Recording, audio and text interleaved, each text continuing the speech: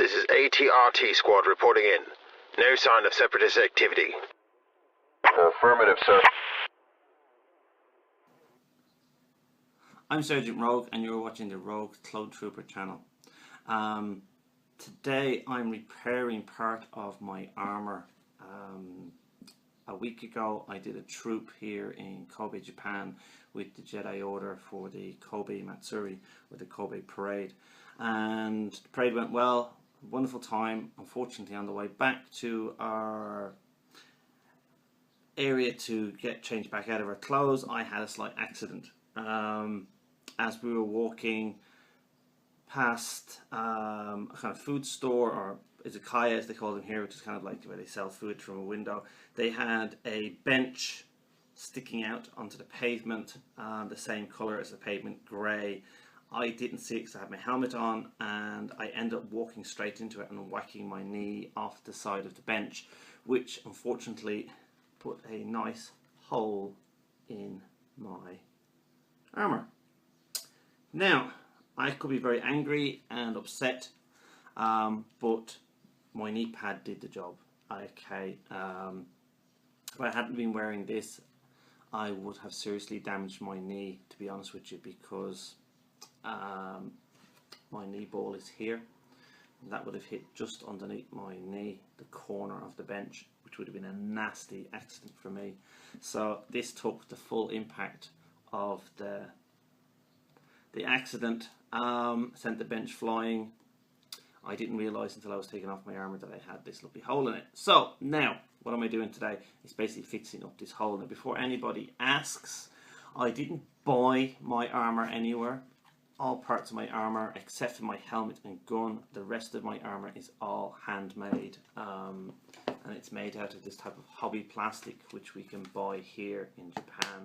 The best way to describe it, it's like the same stuff that they use for the advertisement boards during election times or when selling houses. It's the best way to explain it. It's very flexible. You can melt it. You can kind of easy to cut. You can and you can shape it into practically anything once you have an idea. And so that's what this is. But as you can see, I've got a lovely crack running down here, and I might have another crack running down here, and this part's all done in. So today what I'm going to do is I am going to get in behind this, take out this other piece, and then use a little hand Dremel. I'm going to round this off into a small circle if I can, and then I am going to make a patch to go into it, and then I'm going to put a backing in behind, which I'm going to glue into place, put the patch on, and then using a type of DIY sealant glue, I'm going to fill in the gaps, any gaps that are there, and smooth it out using a small spatula that you can get. Okay, now all these items you can pick up in your local DIY store very cheaply, so let's get to it.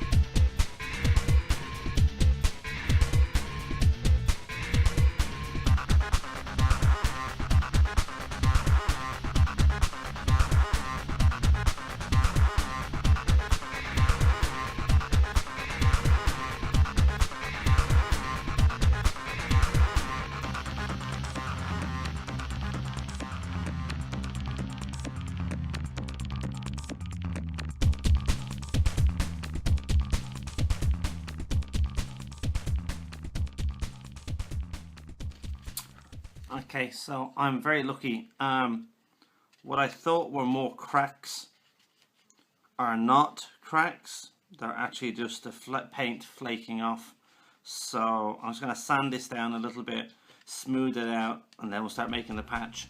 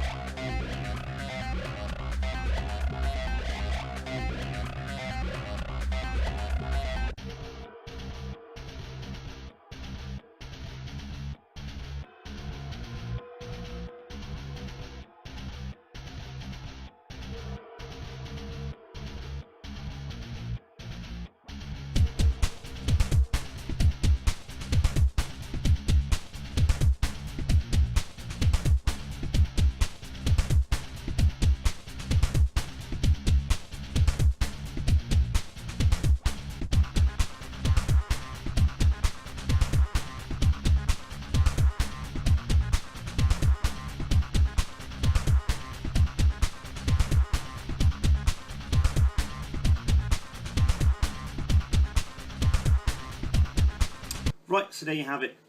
She's all finished, all painted up. Once I put some weathering on this now, she'll disappear completely and it'll look like there's been nothing there at all. Hope you like this video. Please check out my other videos if you've got any questions about how I made my armour and how it's changed over the last 3 years. If you're wondering why I have the rubber mesh at the back here, it's because then when it is attached, my thigh piece and lower leg piece don't clang together and you get a horrible plastic sound that deadens the sounds on it.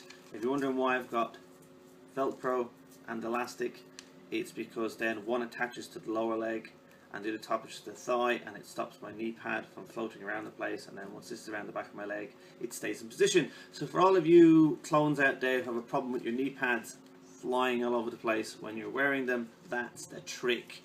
Okay, keeps them in place.